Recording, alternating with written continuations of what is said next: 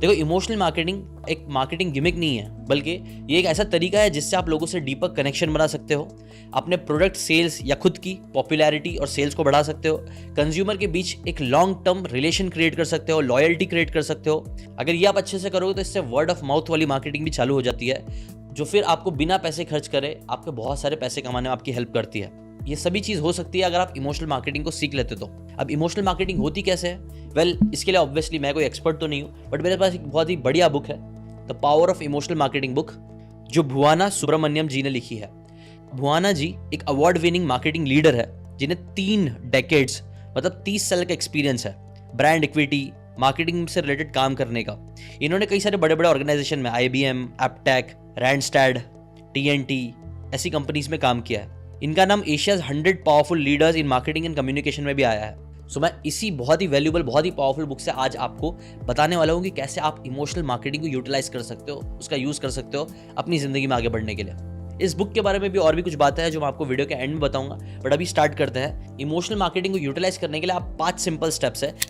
इन 5 में से जो सबसे पहला स्टेप है, पहला लेसन, वो है क्राफ्ट कंपेलिंग नैरेटिव्स। नाइकी का एक ड्रीम क्रेजी एड है जो बहुत ही, सच बोलूं तो, क्रेजी है। उस एड्स में अलग अलग एथलीट्स के बारे में बताया गया है जो लोगों पे दुनिया हंसती थी, जो लोगों को बोलते थे कि आपके जो सपने हैं वो क्रेजी है, ये कभी हो नहीं पाएंगे सच।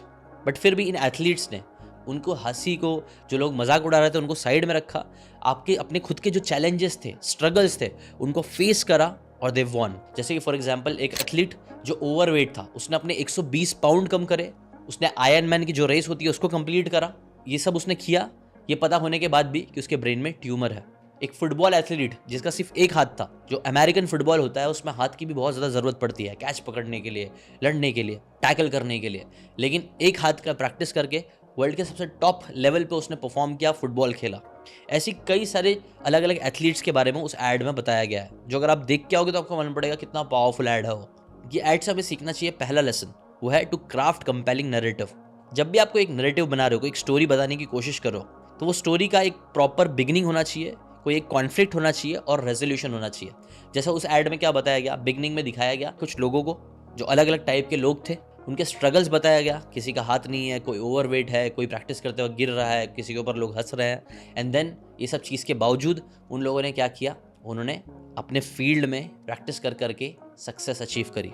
ऐसी जब भी कोई एक नैरेटिव बनता है, एक स्टोरी बनती है, तो उसमें ये 3 पार्ट तो होते ही है। आपको इन 3 पार्ट को अपने लिए और अपनी मार्केटिंग में भी ज़रूर यूज़ करना चाहिए। जैसे कि फॉर एग्जांपल आपका प्रोडक्ट है जहाँ पे आप टीचर्स को सिखा रहे हो कि कैसे वो लोग ऑनलाइन लोगों को पढ़ा सकते हैं, तो आप ऐसे स्टार्टिंग में दिखा सकते हो एक टीचर को जो स्ट्रगल कर रहा है, उसकी कम सैलरी की वजह से ज़्यादा लोगों को सिखा नहीं पा रहा है, बट फिर उन्होंने ऑनलाइन आके अपनी एक बड़ी क्लासेस बना ली और कई सारे लोगों को वो सिखा के पैसे कमा रहा है।